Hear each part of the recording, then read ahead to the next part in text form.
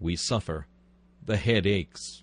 The heart leaps with palpitations. The blood creeps sluggishly along where its healthy flow should have been more rapid.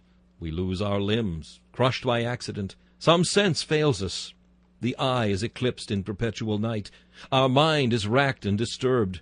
Our fortunes vary. Our goods disappear before our eyes. Our children, portions of ourselves, sicken and die. Our crosses are as continual as our lives.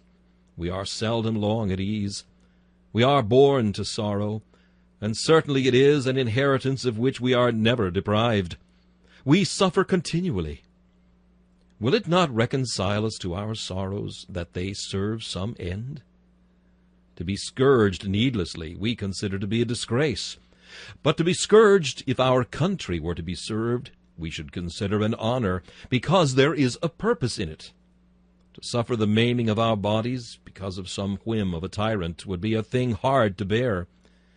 But if we minister thereby to the well-being of our families, or to the glory of our God, we would be content not to be mutilated once, but to be cut piecemeal away, that so his great purpose might be answered.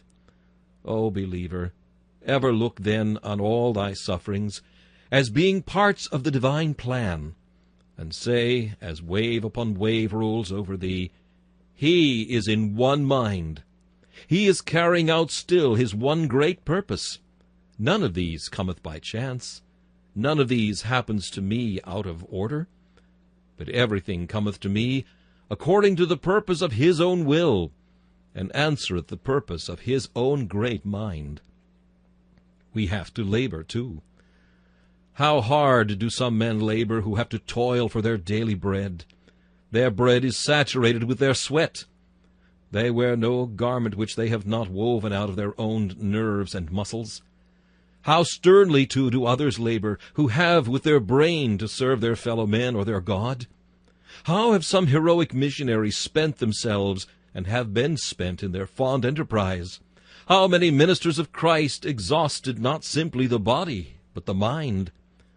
Their hilarity, so natural to them, has given place to despondency, and the natural effervescence of their spirits has at last died out into loneness of soul through the desperateness of their ardor.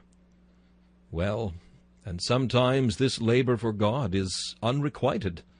We plow, but the furrow yields no harvest. We sow, but the field refuses the grain, and the devouring bellies of the hungry birds alone are satisfied therewith.